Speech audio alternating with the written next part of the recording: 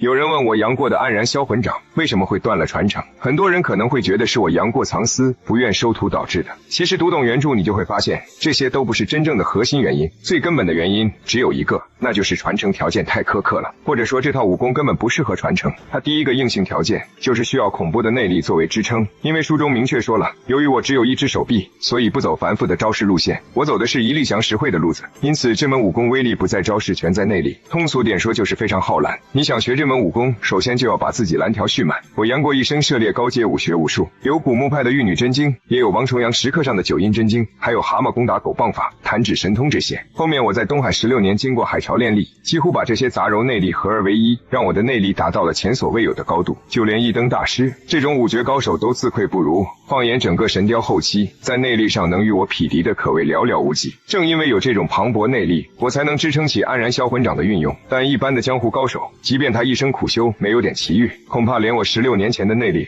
都不一定能达到。即便我把17式黯然销魂掌传给他，让他把招式背得滚瓜烂熟，没有深厚内力作为基础，打出来估计也就是个花架子。所以单第一关内力就要淘汰大多数人。即使你内力勉强能达到，那么恭喜你又来到了第二关，那就是独有的心境 buff 加持。别的武功可能越稳定越强，唯独黯然销魂掌，它是越痛苦越绝望越 emo 越强。这一点也是这套武功最独特的核心，因为我们知道这套武功是我因为思念龙儿，以自身武学根基融合情绪所创，核心只有8个字：心随情动，掌由心生。如果心境没有黯然孤寂的情绪，那么掌法就会丧失威力。你看襄阳大战的时候，我因为与龙儿久别重逢满心欢喜，所以打金轮的时候就怎么都激发不出黯然销魂掌来。直到生死关头，我看见台下的龙儿忽然生出与爱人阴阳两隔的绝望，这才把心境拉满，一掌秒了10层龙象般若功的金轮法王。所以连我这个创始人都不能随心所欲的使出来，更何况别人呢？就像当初周伯通缠着我，非要让我教他是五绝之一，内力自然够了。可是即便我把17式招式全部倾囊相授，他最终也没有悟透这门掌法的内核。是他天资不够吗？自然不是，能创出左右护搏术和空明拳，他的武学天资简直高得离谱。其实根本原因就是周伯通一生无忧无虑，他没有经历过生离死别、肝肠寸断的滋味，自然就生不出与黯然销魂掌相契合的情绪。所以即便他掌握招式，也打不出黯然销魂掌的最大威力。说到这里，大家应该懂了吧？不是我杨过藏私不想传，而是同时满足这2个条件的人几乎没有。他不像降龙18掌，只要天赋尚可，也能慢慢练起来。我这套武功起步就要五绝内力，还要有大起大落、生离死别的极致情绪，这样的传人到哪里去找？有网友说郭襄不是很合，是吗？他自从风陵渡口与我一遇后，几乎一生都为情所困，这样的心境难道不贴合黯然销魂掌？